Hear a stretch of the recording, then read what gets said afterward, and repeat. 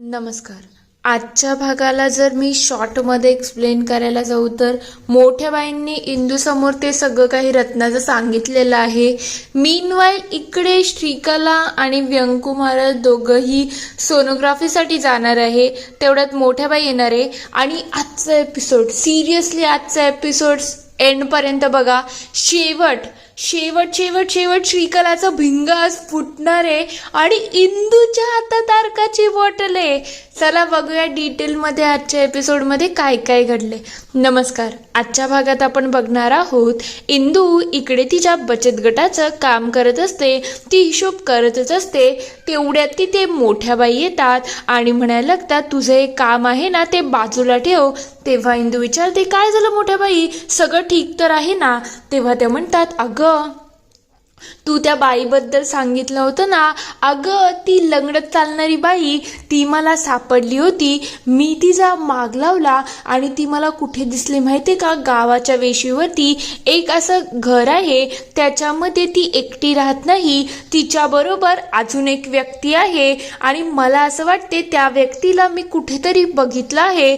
जरा आठवलं ना तर ती नक्कीच व्यक्ती मला आठवेल. तेव्हा इंदू म्हणते मोठे बाई तुम्ही तर खूप मोठी गोष्ट शोधून काढली. म्हणजे तुम्ही तिचा माग सुद्धा काढला आणि त्या बाईलाही शोधलं.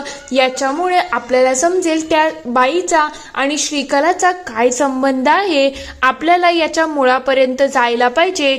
तेवढ्यात इंदूचं लक्ष जातं की बाहेर काहीतरी हालचाल सुरू आहे. ती मोठ्या बाईंना सांगायला लागते मोठ्या बाई बाहेर दिसते की श्रीकला कुठेतरी जात आहे. तेवढ्यात ती या दोघी बाहेर बघायला लागतात. इकडे श्रीकला म्हणते चला बाबा आजच सोनोग्राफीला जाणं खरंच गरजेचं आहे का. तेव्हा व्यंकू महाराज म्हणतात हो गरजेचंच आहे. इंदू आणि मोठ्या बाई त्या दोघींना लांबून बघत असतात की यांचं चाललं तरी काय आहे. इकडे व्यंकू महाराज म्हणतात खरं म्हटलं तर सोनोग्राफी महत्त्वाचीच आहे. डॉक्टरच म्हणतात ना सोनोग्राफी केल्याने गोष्टी आपल्याला क्लिअर दिसतात.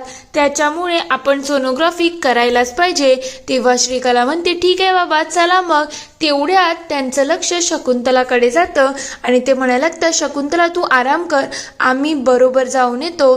तेव्हा श्रीकला म्हणते बाबा आपण लवकर जाऊन येऊया, नाहीतर आईंना एकटं वाटेल ना. लवकर जाऊन आलो तर त्यांनाही थोडं बरंच वाटेल. तेव्हा ते म्हणतात ठीक आहे काही हरकत नाही. दोघंही आपापल्या कामाला निघत असतात. तेवढ्यात मोठ्या बाई तिथे येतात आणि म्हणतात काय ग या घरामध्ये अजून लोक राहिलीच नाही का जे शकुंतलाला एकटं वाटेल. तेव्हा श्रीकला म्हणते तसं नाही मोठ्या बाई, मी तर सहजच बोलून गेली, कसं आहे आम्ही चाललो आहोत ना म्हणून. तेव्हा ते म्हणतात ठीक आहे ग काही हरकत नाही, मीही सहजच म्हणली, पण तुम्ही निघाले कुठे आहात. इंदू त्यांच्याकडे बारीक लक्ष ठेवून असते. तेवढ्यात व्यंकू महाराज म्हणायला लागतात अहो श्रीकलाची सोनोग्राफी करायची आहे ना. तेव्हा मोठे बाई म्हणतात पण याच्यासाठी तर एक बाई माणूस पाहिजे ना, तुम्ही का चालले आहात.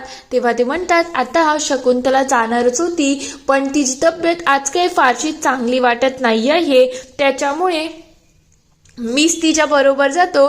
कसं आहे आता गोपाळनंतर आम्हालाच तिची काळजी घ्यायला पाहिजे ना, आणि तिला काय हवं नको हे आम्ही नाही तर कोण बघणार. तेव्हा हे सगळं ऐकल्यानंतर मोठ्या बाई म्हणायला लागतात अच्छा तुम्हाला असं म्हणायचं आहे का दुसरं कोणी तिची काळजी घेत नाही. पण जसा माझ्यासाठी आदोक्षच होता तसंच माझ्यासाठी गोपाळ सुद्धा होता. आणि खरं म्हटलं तर माझ्या सुनेपेक्षा थोडंसं जास्त प्रेम माझं श्रीकलावरती आहेच. हे ऐकल्यानंतर इंदूला समजतं की मोठ्या बाई पूर्णपणे षडयंत्राच्या मूडमध्ये आहात. तेव्हा ते म्हणतात व्यंकू भाऊजी तुम्हाला जर हरकत नसेल तर मी श्रीकलाच्या बरोबर गेलेली तुम्हाला चालेल का, म्हणजे तुमची हरकत नसेल तरच मी हे सगळं करेल. तेव्हा व्यंकू महाराज म्हणतात हे तर खरंच खूप चांगलं आहात, जर तुम्ही श्रीकलाच्या बरोबर असाल तर मी तर निश्चिंत होईल. माझं एक तालुक्याचं काम आहे म्हणजे ऑफिसला जायचं आहे, तेवढं मी करून येतो, त्यानंतर मी तुम्हाला भेटतोच. हे ऐकल्यानंतर इंदूच्या अशा अक्षरशः खुश झालेली असते. तेवढ्यात मोठ्या बाई इकडे इंदूला इशारा करते की आता आपल्या सगळ्या गोष्टी होणार आहेत. इकडे इंदू सुद्धा खूप खुश असते आणि मोठ्या बाईंना ती सुद्धा एक इशारा करते. मोठ्या बाई स्माइल देतात आणि श्रीकला बरोबर तिथून निघून जात असतात. तर इकडे दोघी जणी दवाखान्यामध्ये येतात. तेव्हा श्रीकला विचार करत असते, आता मला काहीतरी मॅनेज करणं गरजेचं आहे. इकडे मोठ्या बाई म्हणतात, हे बघ, तुझ्या पोटामध्ये गुडगुड होत असेल पण काळजी करू नको, हे सोपंच असतं, म्हणून तुला जास्त काही टेन्शन घ्यायची गरज नाही. तेवढ्यात नर्स तिथे येतात. लगेच मोठ्या बाई विचारतात, काय हो, आमच्या श्रीकलाचं नाव लिहिलं असेल म्हणजे व्यंकट महाराजांनी तुमच्या इथे ऑलरेडी अपॉइंटमेंट घेतली होती, बघा ना माझ्या सुनेचं नाव आहे का? तेव्हा ते म्हणतात, हो हो, तुमच्या सुनेचा आत्ता नंबर आहे, चला आज चला.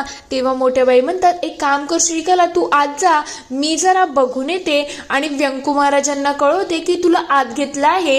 इकडे नर्स लगेच श्रीकलाला आत घेऊन जाते आणि म्हणते, तुम्ही इथे बसा. तेव्हा श्रीकला विचार करत असते, मला काहीतरी करायला पाहिजे आणि माझ्या अर्काची जादू दाखवायला पाहिजे. आज हे प्रेग्नन्सीचं मॅनेज केलं नाही ना तर मी पुरती फसू शकते. ती सगळ्या गोष्टींचा बारकाईने विचार करायला लागलेली असते. तेवढ्यात तिथे वॉर्डबॉय येतो आणि तिथे चहा ठेवतो. ते बघता श्रीकला म्हणायला लागते, मला खरंच संधी मिळाली आहे. तेव्हा ती लगेच नर्सला सांगते, ताई माझ्यासाठी थोडं पाणी आणणार का, खूप तहान लागली आहे. नर्स लगेच तिथून निघून जाते. श्रीकला तिच्या अर्काची बॉटल काढते आणि म्हणायला लागते, आत्ता जाऊन खरी मजा येणार आहे ना, आत्ता सगळं मॅनेज होईल. दुसरीकडे इंदू इकडे विठुरायाच्या लहान मूर्तीसमोर रडायला लागलेली असते. तेव्हा ती म्हणते, विठुराया तू तर माझा पाठीराखा आहेस ना, तू मला असं कसं काय सोडून जाऊ शकतो? लहानपणापासून तूच माझ्या पाठीशी खंबीरपणे उभा राहायचा. व्यंकू महाराज आणि तू दोघांचा मला पुरेपूर सपोर्ट होता, पण आता तूच माझ्या आयुष्यातून निघून गेला आहे.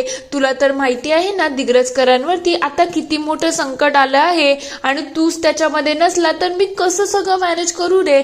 विठुराया मला तुझी फार गरज आहे रे, प्लीज ये ना, असं मला सोडून जाऊ नको. तुझ्याशिवाय या भक्ताचं काहीच होऊ शकत नाही. मी जसं हक्काने तुझ्याकडून सगळं मागू शकत होती तशाच हक्काने मी तुला सांगते, तू परत ये रे. तुझ्याशिवाय माझं काही अस्तित्वच नाही आहे. प्लीज ये ना रे, मला तू हवा आहेस. दुसरीकडे डॉक्टर इकडे श्रीकलाला चेक करायला आलेले असतात. तेव्हा डॉक्टर म्हणायला लागतात, चला आपण सुरू करूया. तेव्हा श्रीकला म्हणते, डॉक्टर तुमच्या वॉर्डबॉयने तुमच्यासाठी चहा ठेवला आहे, पहिले तो घ्या ना. तेव्हा ते म्हणतात, नको, काही गरज नाही आहे. तेव्हा श्रीकला म्हणते, अहो तुम्हाला माहिती आहे का, मी स्वर्गीय गोपाळ दिग्रजकर यांची बायको आहे. खरं म्हटलं तर तुम्ही त्यांना ओळखत सुद्धा असाल ना. तेव्हा ते म्हणतात, हो, गोपाळ माझा चांगला ओळखीचा होता. तेव्हा ती म्हणते, मग मी तुम्हाला इन्सिस्ट करते, प्लीज थोडासा चहा पिऊन घ्या, म्हणजे कसं तुम्हाला छान वाटेल. तेव्हा ती म्हणते, ठीक आहे, काही हरकत नाही, जर तुम्ही इतकाही आग्रह करताय तर मी नक्कीच चहा पिते. ती जशी चहा पिते तसंच ती म्हणायला लागते, चला आता आपण टेस्ट करूया. श्रीकलाचं ती टेस्ट सुरू करते आणि श्रीकला अक्षरशः घाबरून गेलेली असते. तेव्हा डॉक्टर विचार करतात की काय आहे हे, यात तर प्रेग्नन्सी नाही आहे. तेव्हा श्रीकला विचारते, काय झालं डॉक्टर, सगळं ठीक तर आहे ना? तेव्हा ते म्हणतात, थांबा, तुमची फॅमिली येणारच आहे ना, आपण जरा त्यांच्याशीच बोलू. दुसरीकडे इंदू इकडे खूप रडत असते.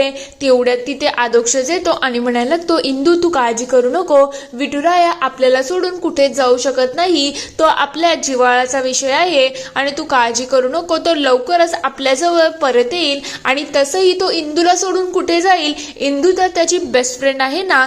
तेव्हा इंदू मनातल्या मनात विचार करते, तुला माहिती नाही रे आदोक्ष, पण विठुराया खरंच गेला आहे. विठुराया प्लीज वापस ये, या श्रीकलाचा भिंग फोडण्यासाठी मला तुझी खूप गरज आहे. दिग्रजकरांवरती तुझा आशीर्वाद असणं गरजेचं आहे ना, प्लीज विठुराया ये. इंदू खूप भावूक झालेली असते. तर दुसरीकडे डॉक्टर म्हणत असतात, काय हो, तुम्हाला तर माहितीच असेल ना तुम्ही प्रेग्नेंट नाही आहात. तेव्हा श्रीकला म्हणते, काय बोलताय तुम्ही डॉक्टर? तेव्हा ते विचारते, हो, तुम्हाला तर कोणी सांगितलं की तुम्ही प्रेग्नेंट आहात? तेव्हा श्रीकला म्हणते, काय ग, तू चहा पिला ना, आ कर. तेव्हा ती म्हणते, काय बोलताय तुम्ही, का करायला सांगताय मला? तेव्हा श्रीकला म्हणते, काय ग, तू तर आता माझ्या अर्काच्या नशेमध्ये असायला हवी होती ना. आता एक काम करायचं, जेव्हा माझ्या घरची येतील ना तेव्हा त्यांना सांगायचं की मी प्रेग्नेंट आहे आणि विषय माझ्या बाजूनेच लागायला पाहिजे. तेवढ्यात मोठ्या बाई इंद्रायणी आणि व्यंकू महाराज तिथे येतात तेव्हा ते म्हणतात आम्ही आत येऊ का. डॉक्टर लगेच त्यांना आत बोलवतात आणि तेव्हा मोठ्या बाई म्हणायला लागतात काय हो, आमच्या श्रीकलाच्या बाळाची वाढ व्यवस्थितपणे होते ना. श्रीकला खूप खुश असते. तेवढ्या डॉक्टर म्हणतात काय बोलताय तुम्ही, जे शक्यच नाही आहे ते कसं काय बोलू शकता. तेव्हा व्यंकू महाराज विचारतात शक्य नाही म्हणजे डॉक्टर तुम्हाला नेमकं बोलायचं काय आहे. तेव्हा डॉक्टर म्हणतात श्रीकला प्रेग्नेंटच नाही आहे, मग तिच्या बाळाची वाढ कशी होईल. हे ऐकल्यानंतर श्रीकलाच्या पायाखालची जमीन चाललेली असते की माझा अर्क पिऊन सुद्धा ही खर्च का माझ्या बाजूने बोलली नाही, नेमकं प्रकरण काय आहे. पण इंदूच्या चेहऱ्यावरती खूप आनंद आलेला असतो. थोड्या वेळानंतर सगळे घराचे जमलेले असतात तेव्हा शकुंतला काकी विचारतात श्रीकला तू हे सगळं का केलं. व्यंकू महाराज सुद्धा विचारतात एवढं मोठं खोटं तू का बोलली, नेमकं प्रकरण काय हे तू आम्हाला आता सांगते का. तेव्हा श्रीकला म्हणते मला खोटं बोलावं लागलं कारण की मला या घराला सोडून कुठे जायचं नव्हतं. तुमच्यासारखी चांगली माणसं सोडून मला बिलकुल जायचं नव्हतं. कारण की जर मी हे खोटं बोलली नसती ना तर इंद्रायणी ताईंनी मला कधीच घराबाहेर काढलं असतं. तुम्हाला सुद्धा माहिती आहे ना. तेव्हा मोठ्या बाई म्हणतात काय बोलतेस तू, तुझं तुला तरी कळतंय का. तेव्हा शकुंतला काकी म्हणतात काय ग, आम्ही तुझ्यावरती विश्वास ठेवला आणि तू आमचाच विश्वासघात केला, हे काही बरोबर नाही आहे. एका शब्दाने सांगायचं ना, आम्ही तुझी किती काळजी घेत होतो, आम्हाला तुझी किती पर्वा होती. तू अशी बोलली की तुझ्या पोटामध्ये गोपाळचा अंश आहे, त्याच्यावरती आम्ही विश्वास ठेवला. शकुंतला काकी खूप रडायला लागलेले असतात. तेवढ्यात मोठ्या बाई म्हणतात शकू जरा शांत हो, जरा बघूया काय मॅटर आहे. तेव्हा श्रीकला म्हणते सॉरी माझ्याकडून चूक झाली, पण माझ्याकडे दुसरा कोणता पर्यायच नव्हता, त्याच्याचमुळे मला हे सगळं करायला लागलं. जर मी हे सगळं केलं नसतं ना तर तुम्ही मला सगळ्यांनी घराबाहेर काढलं असतं, म्हणून हे सगळं झालं आहे. तेव्हा व्यंकू महाराज म्हणतात मग तुला एकदा आम्हाला सांगायला पाहिजे होतं ना, गोपाळ गेल्यापासून तुला आम्ही आमच्या मुलीसारखं जपतोय आणि तुला असं वाटलंच कसं काय कोणी काही बोलो आणि आम्ही तुला या घरातून काढून टाकू, हे काही शक्य नव्हतं. तू खोटं बोललीस का, तुने आमच्या सगळ्यांचा विश्वासघात केला आहे, हे सगळं खोटं आहे. तेवढ्यात ती म्हणते मी गोपाळची शपथ घेते माझ्या मनामध्ये कोणतंच कपट नव्हतं, खरंच बाबा. तेवढ्यात इंदू तिला अडवते आणि म्हणते बस करा तर तुझी खोट्या शपथी, सतत येऊन जाऊन गोपाळची शपथ घ्यायची गरज नाही आहे. तू किती खोटाडी आहेस ना हे सगळ्यांना कळून चुकलं आहे. तेव्हा ती म्हणते बघा बघा हेच सगळं आहे ना, त्याच्यामुळे मी हे सगळं केलं आहे.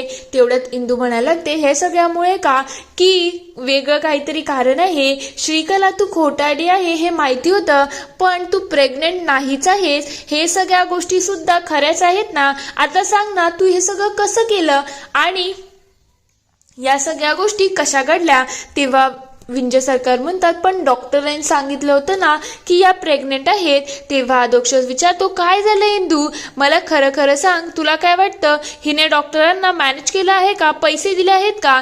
तेव्हा इंदू विचारते खरंच तू प्रेग्नेंट होतीस का ग, खरं सांग ना, आत्ता का खोटं बोलते. तेवढ्यात अधोक्षज विचारतो काय झालं इंदू, जे काही असेल ते सविस्तरपणे सांग. तेव्हा शकुंतला काकी म्हणतात इंदू काय झालं आहे, कोणीतरी आम्हाला सविस्तरपणे गोष्टी सांगेल का. तेव्हा इंदू म्हणते ही कधी प्रेग्नेंटच नव्हती आणि हे सत्य मला पहिलेच माहिती होते. तेव्हा सगळे विचारतात काय झालं नेमकं, वाटेल तू असं आरोप कशी काय करू शकते. तेवढ्यात मोठ्या बाई म्हणतात ती बोलते ना, जरा तिला बोलू द्या. तेवढ्यात विंजे सरकार म्हणतात काय बोलतायत पाठराखीन बाई, तुम्हाला कसं माहिती होते की या गरोदर नाही आहेत. त्या दिवशी डॉक्टर स्वतःहून म्हणाले ना की या प्रेग्नेंट नाही आहेत, नेमकं प्रकरण काय आहे, कोणीतरी आम्हाला काहीतरी सांगते का, काय चाललं आहे, काहीतरी बोला तरी. तेवढ्यात मोठ्या बाई म्हणायला लागतात शांत व्हा, इंदू सगळं काही पुराव्यानिशी सांगेल ना. तेव्हा अधोक्षज विचारतो काय पुरावा आणि कसला पुरावा, नेमकं इंदू तुला बोलायचं काय आहे ते सविस्तरपणे सांग. तेव्हा इंदू म्हणते तुम्हाला माहिती नाही ही श्रीकला किती खोटाडी आहे आणि ही काय काय खोटं बोलली आहे ना, याचा कोणाला अंदाज सुद्धा नाही आहे. खरं म्हणजे त्या डॉक्टर खोट्या बोलल्या नाही. तेव्हा सगळे विचारतात खोट्या बोलल्या नाही म्हणजे नेमकं डॉक्टरांना झालं तरी काय होतं जे त्या अशा बोलल्या. तेव्हा इंदू सांगते डॉक्टरांना भ्रमित केलं होतं. तेव्हा सगळे विचारतात कशाने भ्रमित केलं होतं, पैशाने की अजून कशाने, तेव्हा ती म्हणते या बॉटलने सगळ्यांना भ्रमित केलं होतं, ही बॉटल अर्काची आहे. हे ऐकल्यानंतर श्रीकलाच्या पायाखालची जमीन चाललेली असते की आता मी काय करू आणि कसं मॅनेज करू. ती अक्षरशः घाबरून गेलेली असते की आता तर मी पुरती फसली आहे आणि इंदूने तर मला पुरच फसवलं आहे. इथे हा एपिसोड संपतो. पुढील भागात आपण बघणार आहोत. इकडे शकुंतला काकी म्हणतात काय ग श्रीकला, तू एवढा मोठा विश्वासघात कसा काय करू शकते. इंदू इकडे घाबरून गेलेली असते. व्यंकू महाराज ही काही बोलत नसतात. तेवढ्यात इंदू म्हणायला लागते ही एक नंबरची खोटाडी आहे, हिने आपल्या सगळ्यांना फसवलेलं आहे. तेवढ्यात मोठ्या बाई म्हणतात आत्ताच्या आत्ता आमच्या घरातून चालती हो. मोठ्या बाई तिला घराच्या बाहेर काढतच असतात. तेवढ्यात पोपटराव समोर येतात आणि म्हणतात तुम्ही या घरातून बाहेर निघायचं आहे, माझी मुलगी या घरातून बाहेर निघणार नाही. तेवढ्यात मोठेबाई इकडे बघतात की अजून कोणी नाही तर पोपटराव आहे. पोपटराव इथे काय करतात यामुळे सगळ्यांच्या मनामध्ये पूर्णपणे संशय निर्माण झालेला असतो. इथे हा पूर्ण एपिसोड संपतो. आता खरं म्हटलं तर हे सगळं जे घडलं आहे त्यामुळे श्रीकलाचं सत्य तर उघड झालं आहे, पण दिग्रसकरांना आय गेस घर सुद्धा सोडायला लागणार आहे. याचे परिणाम काय होतील, तुम्हाला काय वाटतं ते मला कमेंटमध्ये नक्की कळवा. व्हिडिओ आवडला असेल तर लाईक, शेअर, सबस्क्राईब करायला विसरू नका. Thank you for watching.